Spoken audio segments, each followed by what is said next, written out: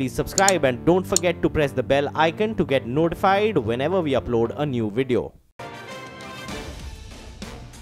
Well, after the Nifty rallying close to around 400 points in the last few trading sessions today, we're as flat as can be. It seems that we're taking a bit of a breather. The mid-cap index continues to be the big outperformer. That's sitting with a gain of close to around 30 points approximately. In fact, now it's holding the gain of around 0.3%. I'm Nigel D'Souza and with me is Mangalam Malu, and we're going to take you through chart busters. Hey, Mangalam. Hi, Nigel. You know, you spoke about the markets. A bit of a recovery is being attempted as it appears, because if you take a look at a couple of the stocks that are moving, ICICI Bank, that one's moved to the high point of the day. Most of the gains coming by just in the last 15 seconds. And then you have Hero MotoCorp, of course, our ticker team alerting us about that too.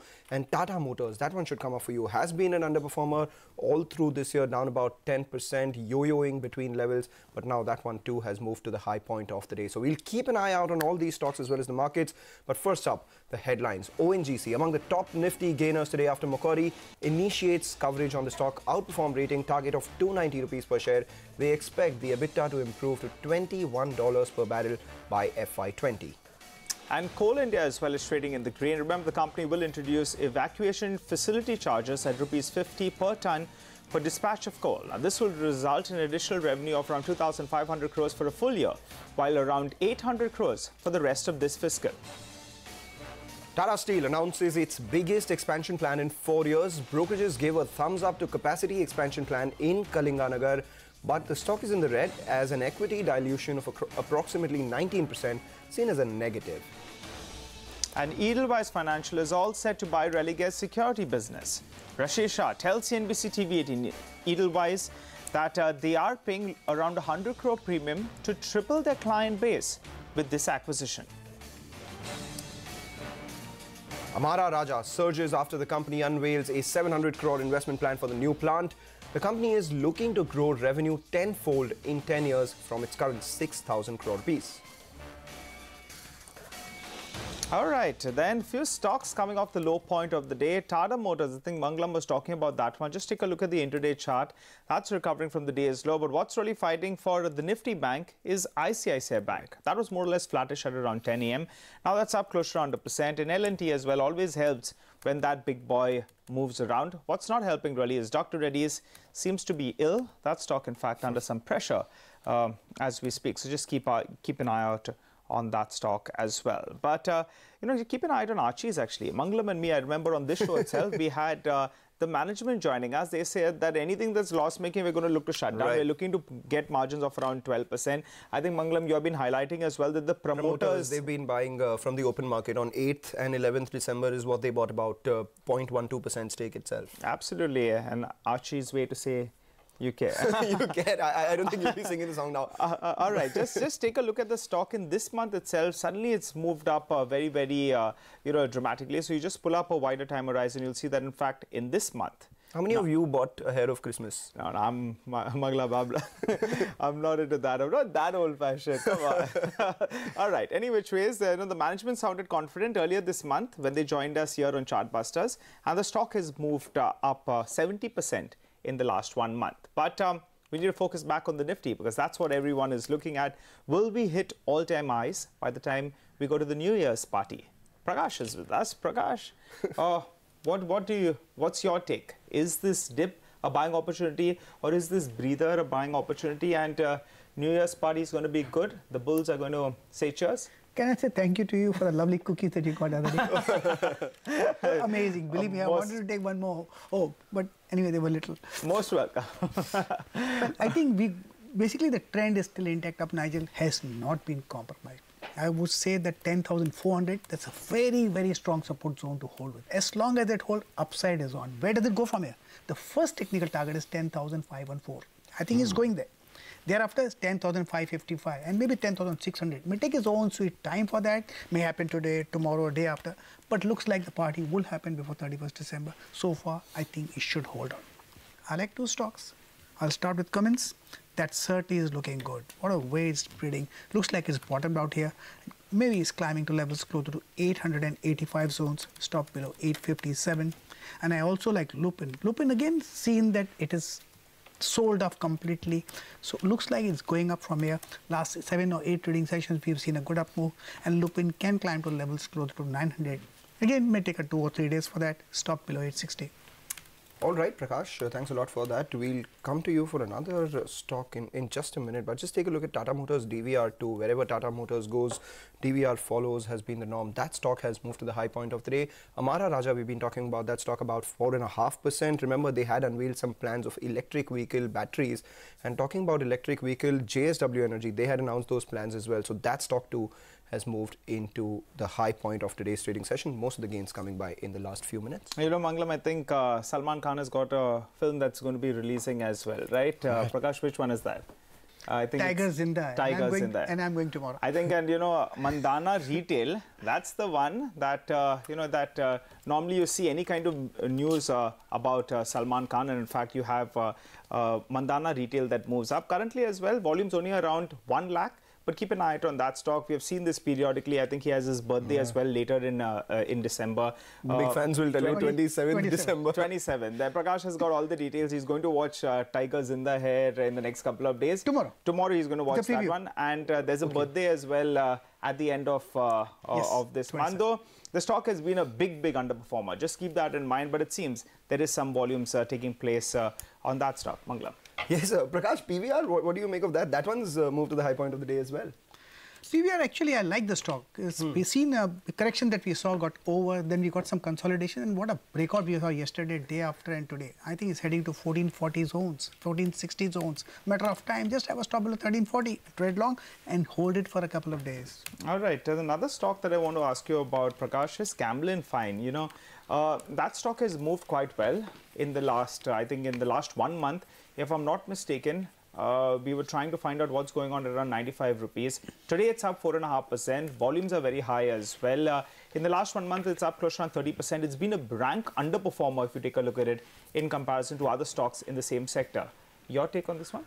If you look at the larger picture of Camlin Finance, it's seen a beautiful consolidation for 2 years. And then it's got bottomed out at 75 zones. It's trading higher. It looks like it's going up. Buy and hold stock, hold for a couple of months, you're going to make more money.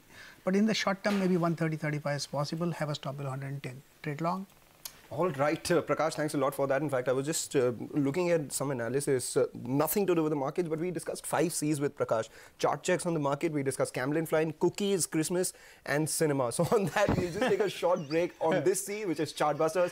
And as we do that, listen into some opinion coming in from Saurabh Mukherjee. And we expect FY19 to be the first year after 5 years of double-digit earnings growth. 15% earnings growth is our expectation for 19. You need to be sector specific to make money in such an environment. So whilst commodities are well placed, I think road builders are well placed to benefit from Bharatmala. I think wholesale market funded lenders will find life challenging because cost of wholesale money is rising, and as the more the economy recovers, the more liquidity will get sucked out from the wholesale market into the real economy, thus dragging up the cost of money for the wholesale funded lenders. Chartbusters absolutely flat line for the Nifty, but the mid-caps have moved to the high point of the day. In fact, a couple of these mid-caps that are leading that index higher. We have some from the pharma space, underperformers. Glenmark Pharma is at the high point of the day. You should also take a look at these financials, Manappuram Financial as well as Max Financial, both of them up at the high point of the day. And before we go further, take a look at Gen Irrigation. That stock buzzed yesterday, came out of the F&O band, continues its up move in today's trading session as well, which is up at the high point of the day. But Jyoti Labs, that one is in focus. Ujala Maker, this company, looking at riding the Ayurveda wave. We earlier had the CFO or CEO of Dabur talking about the natural space. This company is planning a series of new launches in the Ayurveda space, which will lead the company to more than doubling its revenue from the personal care space by 2021.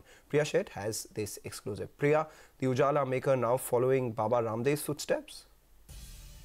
Well, that's right. It clearly seems to be the Patanjali effect that's playing out on firms. In fact, what we do understand from our sources is that Jyoti Laboratories is planning a large-scale expansion as far as the Ayurveda segment is concerned. Now, speaking specifically about the personal care space, about 12% of their revenues comes from the personal care space, and this the company plans to double to about 25% by 2021. And about 180 crore rupees from the personal care space is likely to be more than doubled to about 500 crore rupees by 2021. 2021, and Ayurveda is really going to drive growth in the personal care space, is what we do understand from our sources. As of now, the company has two main products as far as the Ayurveda space is concerned. One is Margo soaps and second is the Neem active toothpaste. Now the company is looking at adding three more major categories as far as the Ayurveda segment is concerned. One is a body wash, face wash as well as hair tonics. Now face wash is likely to be the biggest category as far as the Ayurveda space is concerned for Jyoti Laboratories, and the company will look at scaling this up going forward. Now as far as market share is concerned, 10% is the kind of market share that the company is eyeing as far as the Ayurveda space is concerned, and this is something that the company is working with, and they are investing significantly as far as this expansion is concerned. So 2019 is when we can see most of the products in the Ayurveda space roll out into the market, is what we do understand from our sources. In fact, we did reach out to Jyoti Laboratories and the company said they are actively looking at getting into the Ayurveda space. Thanks so much for that, Priya. Well, keep an eye out on Maruti. That's the stock we've been tracking, but a lot of stocks that have some exposure to Maruti. For example, Jai Bharat Maruti. Yesterday as well, we had highlighted that, in fact, most of their revenues come in from Maruti. And in fact, that stock is up close to 10-11%. And we've seen that. Normally, these ancillaries that depend on Maruti, they run faster than Maruti. In fact, that's precisely what's happened. Remember, it's up 10% today, but take a look at the last 1 week. I think the stock would be up more than 20%. So let's pull up maybe a 1 week chart. You'll see that the stock has moved very, very swiftly, I think, from the lower 500s, close to around 18% in the last 7 days. So just keep an eye out on that one as well. I think 90-95% of their revenues come in from Maruti itself. And that explains the reason why the stock is moving higher. But let's move on to another CNBC TV18 exclusive. CNBC TV18's Yash Jain caught up with Mr. Srinivasan, the CMD of New India Insurance, and began by asking him on the financial performance of the company and also what targets they have set for the coming fiscal. The insurance industry is growing at a good pace. Right. So the third quarter so far has been pretty good for us. We are growing a little ahead of the market growth. And we are sure that this trend would continue in the course of the entire year. So certainly our performance would be better than the market performance as far as premium growth is concerned. In terms of profitability, as you have seen in the first half of the current year, our claims ratios come down almost by about 5%. Our expense ratios come down by about 3%. So there is a substantial jump in our profitability. This is something which will continue in the course of the current year, largely because of the steps we have taken to correct two of our major portfolios, namely health and motor. In health, we have done substantial repricing and also focusing on claims management in a big way. Motor also, there has been a lot of risk selection and also better loss control steps we have put in place. So we expect this trend to continue in terms of improved profitability throughout the year. You also backed the health insurance project in the state of Rajasthan. So just to throw more light on that particular project, what will be the number of families that you will be covering through this particular project, and what is the total sum assured which really comes to New India Assurance by the virtue of this particular project? See, this is a scheme which would cover about 1 crore families, approximately about 4 crore people of the state of Rajasthan. The sum insured is for 3 lakhs for major illnesses and 30,000 for the normal illnesses. It's a very interesting scheme, and it's a very wide scheme compared to other schemes prevalent in other parts of the country. We feel that this scheme will be profitable for us because we have adequately priced. We also put in place necessary claims management steps. But more importantly, it will drive, ensure that there is value for the people of the state, and the objective of the government in providing health care to its people would be fully achieved. A whole host of stocks actually are moving around, but let's focus on another company that's joining us now. Gulf Oil Lubricants is the stock on focus on the back of their new capacity addition as well as on their Q2 numbers. We have Mr. Chawla with us, the MD of the company, who joins in. Hi, Mr. Chawla. Thanks so much, sir, for joining in. I believe that you've commissioned a new unit. It's around 40 to around 50,000 KL. A few points we want to know. How much does this take your entire capacity to? What is the capacity addition? And in terms of revenues, what can it give you?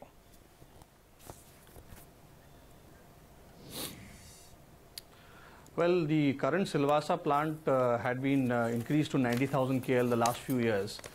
We are more or less operating there at the full capacity. So the new plant in Chennai, which started on 14th December, is going to be able to make 40,000 KL additional. So that would obviously mean that the next few years of growth, where we are clocking in about 10 to 11% volume growth annually, which is about much higher than the industry. We would be looking at Chennai obviously helping us, and also because a large part of our market is in the southern part of India, we certainly see some cost efficiencies there, both for our customers and for our supplies. So again, Chennai, as we are growing, we continue to keep our quality and our specifications. So we make most of the products in-house, in fact all our lubricants in-house. So that is again going to be one of the positives of the new Chennai facility. Short point, Mr. Ravi Chawla, then 35% capacity addition. Does that mean a similar increase in the revenue as well? You said it will take care of your revenues for the next 4 years.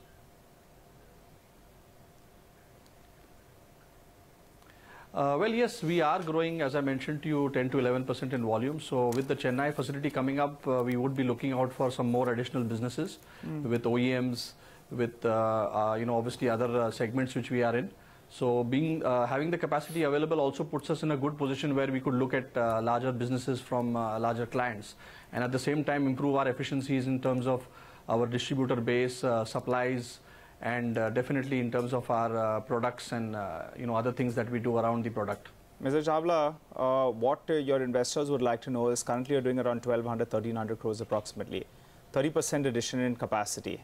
So can we say that by FY19, FY20, you start moving towards that 1,500 to 1,700 crores? Is that possible? And in terms of margins, what does it mean? Because I guess there'll be some value-added products as well, right?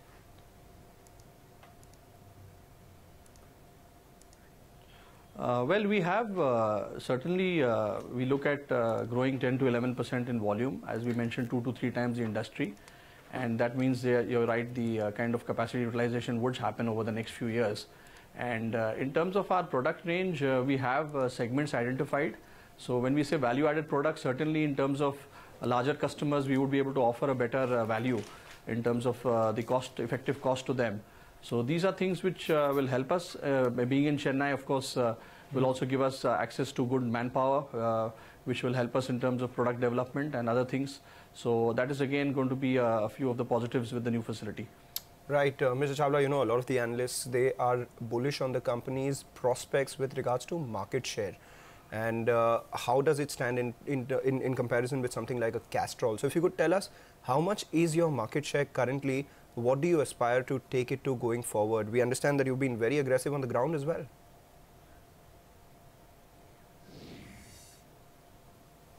Well, we have consistently looked at our market share growth ahead as we grow in various segments. And when we look at our analysis, of course, we are in certain segments of the market. So the bazaar market, which is the open market, where really all the brands are present, we estimate that we would be close to 7% market share there, and our objective there is to at least grow, close to 1% on an annualized basis. So that is where our objectives are. And within the segments, again, in the new generation diesel engine oils and motorcycle, the two-wheeler oils, we in the bazaar market do estimate that we have close to 8-9% market share.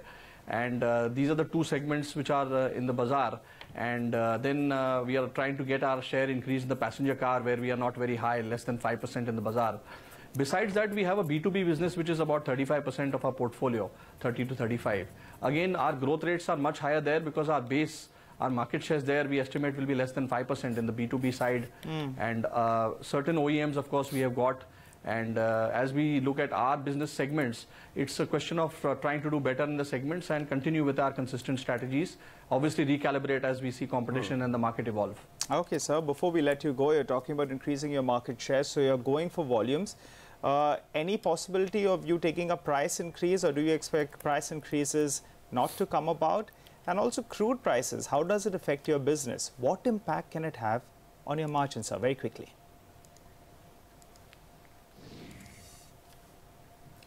Yeah, so we are looking at a range of the margins currently at 18 to 19%. Obviously, the crude prices have an impact on the base oil prices, which is a lag effect. So we have seen that the industry is quite disciplined. There are price variation clauses in the B2B business. In the bazaar, right now the prices are, base oil is stable, but if there is any increase which is significant, obviously we look at price increases. At the moment it is looking like it is stable, but whenever the prices do change, we definitely see that the market is quite disciplined and we are able to pass on part of it. All right. Thanks a lot, Mr. Chawla, for joining in and giving us all those details as far as your company's prospects are concerned. With that, we've run out of time on Chartbusters.